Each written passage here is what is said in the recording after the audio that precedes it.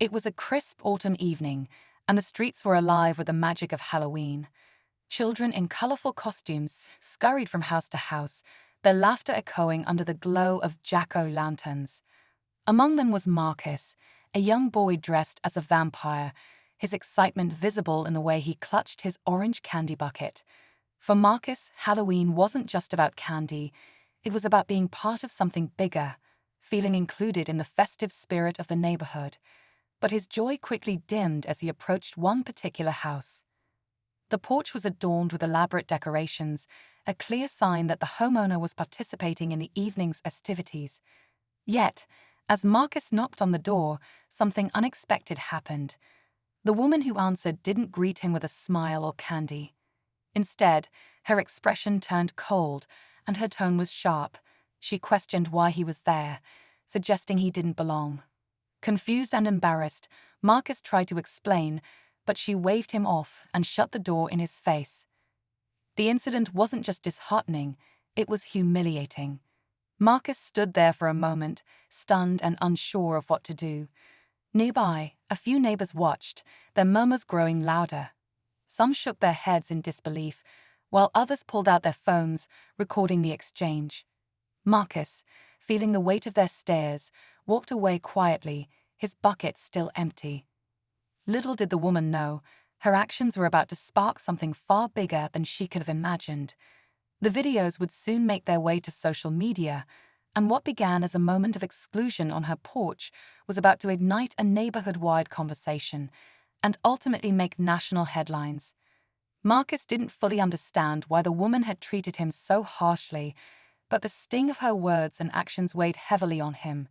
He'd heard stories from his parents about moments like these, but this was the first time he had experienced such rejection firsthand. As he walked down the street, his vampire cape dragging slightly on the ground, the chatter of other kids enjoying the night seemed to fade into the background. His mind was swirling with questions. Was it something he did? Or was it something about him that she didn't like? Meanwhile, back on that decorated porch, the woman, Mrs. Thornton, didn't think much about her actions. To her, it was just another moment in her day, a fleeting encounter she quickly dismissed. But the neighborhood wasn't so quick to forget. Within minutes, videos of her turning Marcus away began circulating online, shared by those who had witnessed the scene. Comments and reactions flooded in, and the story took on a life of its own. Some people expressed outrage, while others tried to justify her behavior, arguing that perhaps there was more to the story. Marcus's parents soon found out about what had happened. When he returned home with tear-filled eyes and an almost empty candy bucket, they knew something was wrong. As they pieced together the story, their heartbreak turned to frustration. They had moved into this neighborhood believing it was a place where their family could thrive, where their children could feel safe and welcome. But this incident brought all those assumptions into question. At the same time, more neighbors began to share their perspectives, adding layers to what had happened. Some spoke out against Mrs. Thornton, while others quietly admitted they'd noticed a pattern in her behavior. The stage was being set for a confrontation no one saw coming. As the days went on, the incident began to ripple through the community in ways no one had anticipated.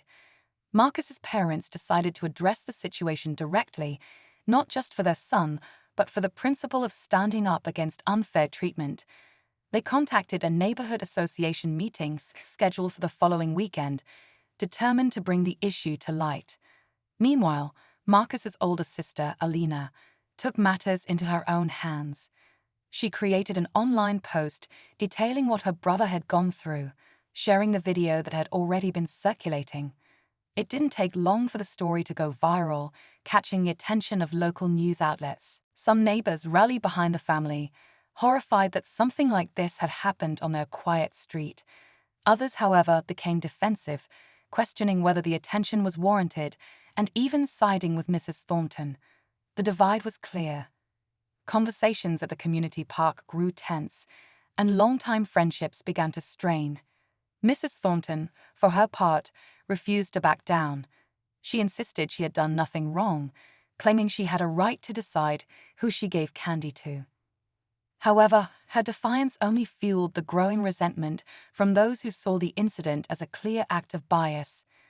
Within Marcus's school, the story created another layer of conflict.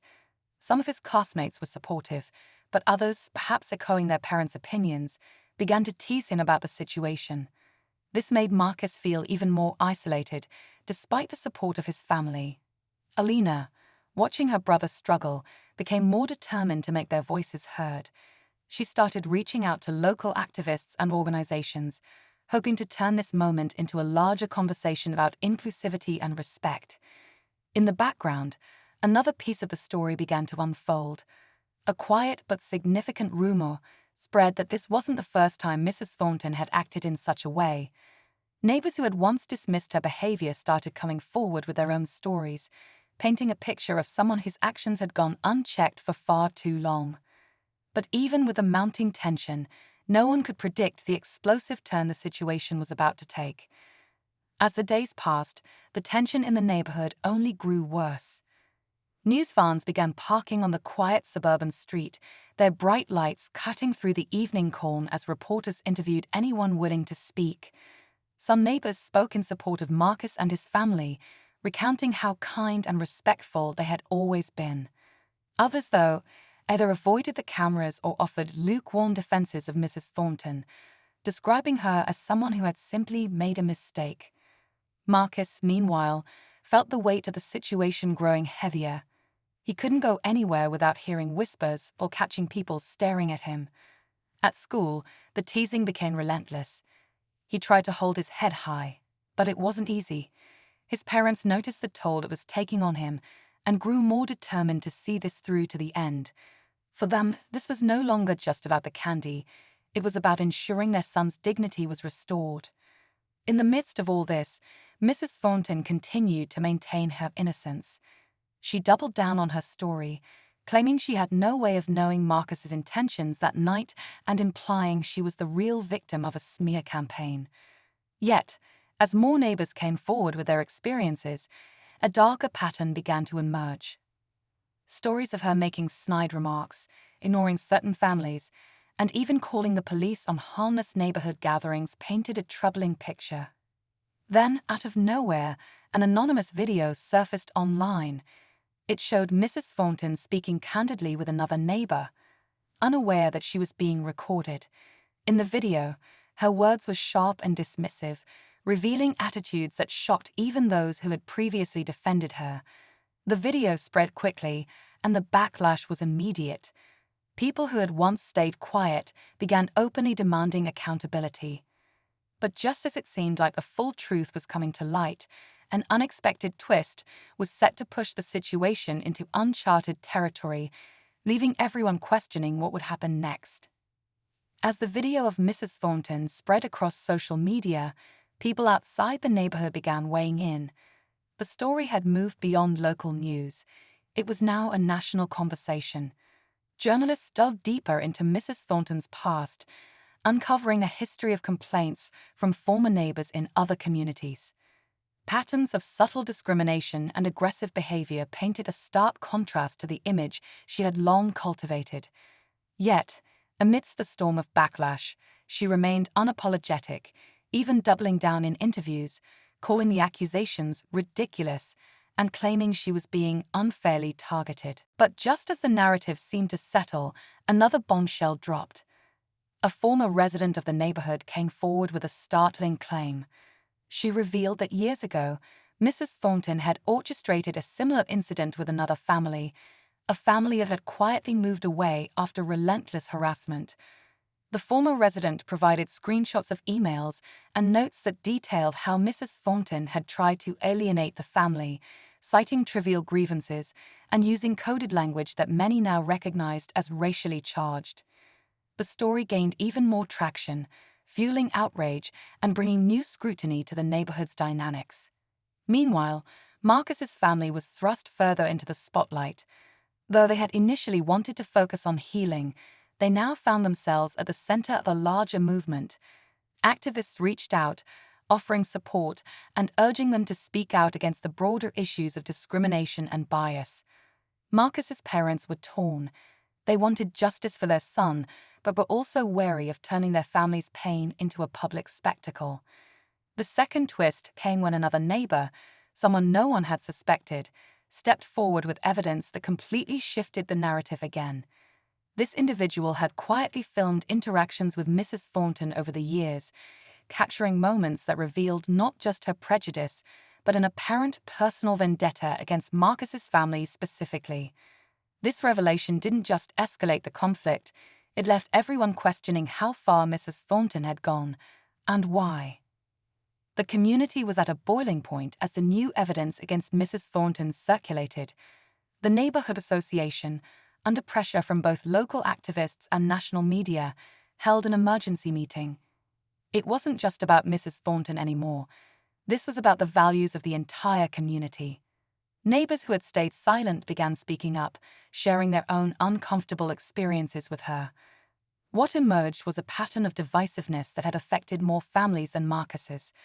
Mrs. Thornton, once the self-proclaimed voice of the neighborhood, was now its pariah. Meanwhile, Marcus's parents decided to take a stand. They organized a neighborhood event, not to confront Mrs. Thornton, but to bring everyone together and refocus the attention on kindness and inclusion. Families of all backgrounds attended, sharing stories and reaffirming the values they wanted their community to embody. Marcus, dressed as a vampire once more, was the star of the event, beaming as he handed out candy to other kids.